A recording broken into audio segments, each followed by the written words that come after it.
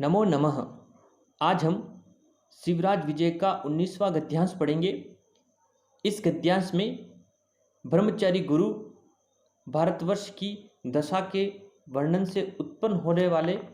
शोक को अभिव्यक्त करते हुए योगीराज को बता रहे हैं कि किस तरह से भारतवर्ष की यह दयनीय अवस्था हो गई है, जिसका वर्णन करना मेरे लिए बड़ा ही कठिन हो रहा है और किस तरह से मेरी आत्मा मुझको धिक्कार रही है। तो इसका वर्णन इस गद्यांश में किया गया है।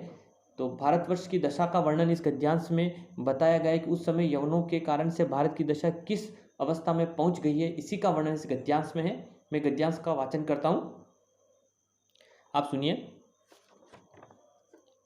तत्संश्रुत्य भारतवर्षीय दशा संस्मरण संजात शोको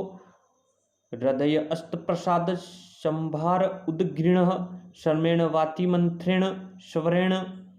मां शम धर्म ध्वंसन घोषणे योगीराजस्य धैर्यम अवधीर्य इति कंठम रुन्धतो वाष्पान अभिगणय्य नेत्रे प्रमिज्य उष्णम निःश्वस्य कातराभ्याम इव नयनाभ्याम परितः अवलोक्य ब्रह्मचारी गुरुः प्रवक्तुम आरभतः। भगवन् दंभोली घोटिता इयं रचना या दारुण दानव उद्दंतो दरिणे न द्रियते लोहसारमय हृदयं यत् संस्मृत्य यावनान् परशस्त्रान् दुराचाराणां सतधा न विद्यते भस्मसाच न भवति दिग्समान य अद्य अपि जीवाम शवस्वीम विचिराम आत्मनः आर्यवंशानाश्च अभिमन्यामयः। क्या कह रहे हैं ब्रह्मचारी गुरु कि तत्संश्रुत्य भारतवर्षी दशा संस्मरण संजात शोको हृदय अस्त प्रसाद संभार उदगीर्ण। तत्संश्रुत्य यानी यह सुनकर, यानी कहने का तात्पर्य इसके पहले वाले गद्यांश हमने पढ़ा था कि जब योगीराज कहते हैं कि मैंने युधिष्ठिर के समय समाधि लगाई और मैं पुनः विक्रम के समय उठा और राजा विक्रमादित्य के समय समाधि लगाकर इस दुराचरण जो समय हो रहा, जो अत्याचार से युक्त जो भारतवर्ष की अवस्था हो रही, उस समय में उठा हूँ। तो उस प्रकार के वृतांत को सुनकर जब योगीराज कह रहे हैं कि है ब्रह्मचारी आप मुझे बताओ कि इस समय भारतवर्ष की क्या अवस्था है, क्योंकि जब मैंने समाधि लगाई वह राजा युधिष्ठिर का समय था, फिर मैंने वापस विक्रमादित्य राजा के समय समाधि में लगा और राजा विक्रमादित्य के समय उठ के वापस समाधि में लगने के पश्चात इस दुराचरण समय में मैं उठा हूं। तो अब आप मुझे यह बताइए कि इस समय भारतवर्ष की अवस्था किस तरह की है। तो इसीलिए कह रहे हैं कि तत्संश्रुत्य यानी यह सुनकर भारतवर्षीय दशा संस्मरणम यानी संजात शोक यानी भारतवर्ष की दशा के संस्मरण से उत्पन्न हुए शोक वाले, यानी ब्रह्मचारी गुरु को यह सारी भारतवर्ष की जो दशा दयनीय अवस्था हो रही उसका वर्णन योगीराज के सामने करना था। इस कारण से वे शोक से व्याकुल हो जाते, बड़े ही दुखी हो जाते हैं। इसीलिए वो कह रहे हैं कि तत्संश्रुत यानी यह सुनकर भारतवर्षीय दशा संस्मरण संजात शोको यानी भारतवर्ष की दशा के संस्मरण से उत्पन्न हुए शोक वाले। यहाँ पर ब्रह्मचारी गुरु का यह पद विशेषण है क्योंकि वह भारतवर्ष की दशा से बड़े ही दुखी हैं। फिर क्या कह रहे, हृदय अस्त प्रसाद संभार उदगीर्ण। क्या कह रहे कि हृदय अस्त प्रसाद संभार उदगीर्ण शर्मेण, कि उनके चित्त में उत्पन्न प्रसन्नता से अधिकता के प्रकट करने से श्रम से। कहने का तात्पर्य है कि पहले उनको बड़ी प्रसन्नता थी कि योगीराज समाधि से उठ गए, इतने लंबे समय तक वह समाधि में लीन रहे, लेकिन जब योगीराज भारतवर्ष की दशा के संदर्भ से उनसे पूछते हैं तो वे बड़े ही व्याकुल हो जाते हैं। इसीलिए कह रहे कि मानो उनके चित्त में स्थित जो प्रचुर प्रसन्नता को व्यक्त करने के श्रम से अति मंद स्वर से, बड़े ही मंद स्वर से है ना, हृदय अस्त प्रसाद यानी उनके चित्त में विद्यमान जो प्रसन्नता है योगीराज की समाधि से उठने की, उसकी संभार उदगीर्ण। कहने का तात्पर्य है कि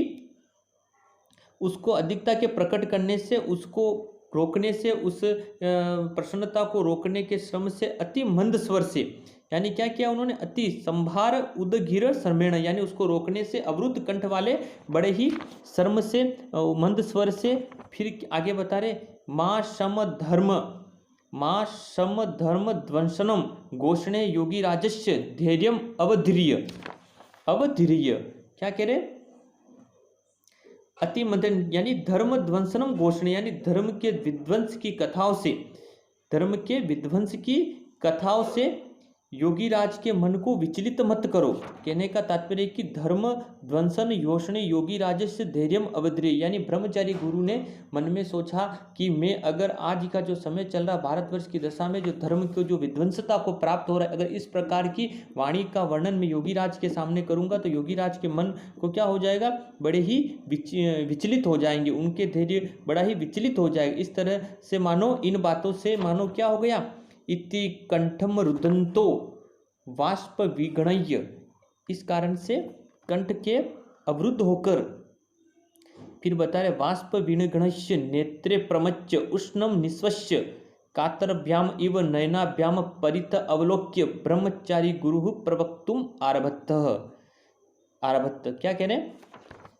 इति कंठ रुदंतो, यानी भारतवर्ष में जो धर्म की जो विध्वंसता प्राप्त होगी, योगी राज्य को इस तरह से विचलित नहीं करना चाहिए। तो इति कंठम रुदंतो, यानी इस प्रकार से कंठ को अवरुद्ध करने वाले, और वाष्प विगणस्य, वाष्पम शब्द या वाष्पन शब्द जो आया है वह आंसुओं के संदर्भ में आया है ना, आग्नेयन से बहने वाले जो आंसू है उनके संदर्भ में आया है। वाष्पन विगणस्य यानी अब आंसुओं की अविगणस्य, यानी आंसुओं को न घिनकर, नेत्रे प्रमज्य है ना, नेत्रे प्रमज्य यानी आंसुओं को पहुंचकर, यानी कहने का तात्पर्य कि उस तरह से भारतवर्ष की दयनीय अवस्था का वर्णन सोच कर ही ब्रह्मचारी के गुरु की आंखों में आंसू आ गए, इसलिए कि नेत्रे प्रमज्य यानी आंसुओं को पहुंचकर, उष्णम निस्वस्य यानी उष्ण सांस लेकर, गर्म सांस लेकर, और फिर क्या किया, कातरभ्याम इव नयना भ्यामह, यानी फिर उन्होंने नेत्रों को चारों ओर, परित का अर्थ है चारों ओर है ना, कातरभ्याम नेत्राभ्याम परित अवलोक्य, यानी कातर नेत्रों से चारों ओर देखकर ब्रह्मचारी गुरु प्रवक्तुम आरभत, यानी ब्रह्मचारी गुरु ने बोलना प्रारंभ किया। ब्रह्मचारी गुरु अब योगी राज के सामने बोल रहे हैं, क्या बोल रहे हैं, भगवान, हे भगवान, दंभोली घोटिता अयम रसनाह, क्या कह रहे, दंबोली घोटितम अयम रसनाह, यानी दंबोली घटिता, दंबोलीला घटिता यहाँ पर तत्पुरुष संभार है, दंबोलीना घटिता, दंबोली अर्थात वज्र के समान कठोर, दंबोली शब्द यहाँ वज्र इंद्र का अस्त्र माना गया है ना, कि दंबोली घोटितम या रचना, यानी मेरी ये जो रचना है ये वज्र से बनी हुई है ना, कहने का तात्पर्य कि मेरी रचना जो वज्र से बनी हुई है, कि रचना कभी वज्र से नहीं बनी होती। यहाँ उपमा के संदर्भ में बताया है कि मेरी जो रचना है, जीवा है, जो वज्र से बनी हुई है, अगर ये वज्र से बनी हुई इसीलिए फट नहीं रही है, टूट नहीं रही है, वरना टूट जानी चाहिए थी। क्यों कि या दारुण दानव उदंतो दरीणे न द्रियते, यानी कहने का तात्पर्य कि जो दारुण का अर्थ है भीषण भयंकर, जो दानव का संदर्भ है ना, दानव उदंतो यानी जो मल्लेच्छों को, इन दानव मल्लेच्छों के वृत्तांत से दीर्णे न दियते, यानी ये वर्णन से फट क्यों नहीं जाती है, यानी दारुण दानवो उदंतो दरीणे कुर यवन जो है, इन यवनों के वृत्तांत का वर्णन करने से मेरी जो जीवा है ये फट क्यों नहीं जाती, क्योंकि योगीराज मैं आपके सामने इन दानव जो भयंकर, जो बड़े पापी दुष्ट अत्याचारी, जो दानव के कुल मलच्छ जाति के जो यवन है, इन लोगों का वर्णन करने से मेरी जो जीवा है यह दरीणे न दृद्यते, यानी यह मेरा जो जीवा है यह फट क्यों नहीं जाती है, यानी इस तरह का वर्णन करने से तो ऐसा लगे कि मेरी जीवा है तो वज्र से बनी हुई है इसलिए फट नहीं रही, वरना मैं इस प्रकार का करुण वृत्तांत आपके सामने नहीं कर सकता हूँ। या फिर क्या करें, लोहो सारमय हृदय, या मेरा जो हृदय है वह जो ये लोहे का बना हुआ है, यानी चित्त लोहे का नहीं हो सकता, लेकिन उपमा के संदर्भ में बता रहे हैं कि लोहो सारमय हृदय, यानी मेरा ये हृदय चित्त लोहे का बना हुआ है, जो क्या नहीं कर रहा है, यत संस्मृत्य यावना नान परशस्त्राण दुराचारण सतधा न विद्यते, यानी कहने का तात्पर्य है कि